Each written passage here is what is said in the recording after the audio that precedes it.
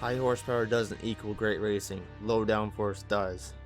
So what you would see in Cup is the Xfinity bodies with 550 horsepower at all tracks. So whatever I said about the Cup series being 550 horsepower in that last video, that made no sense at all. I almost cut it from the video entirely because it was so bad. But one of my friends did point out a reason, or a good way to make the Xfinity series and Cup series viable with both bodies. This idea should theoretically help both car counts in the Cup series and Xfinity series.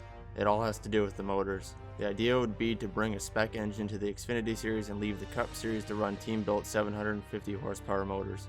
Tommy Joe Martins also gave his thoughts on Twitter about running a spec motor in the Xfinity series that could possibly attract more manufacturers to the sport. He said, "I think Nissan and Dodge are perfect fits for NASCAR. If the spec engine was made legal for the Xfinity series, all they'd have to do is design a nose, hood, rear bumper, and they'd be good to go in 2 of the 3 top series. Don't see how a manufacturer could ever enter the sport for less." A reminder that the Cup Series, Xfinity Series, and ARCA Series in my world would be running the same style bodies.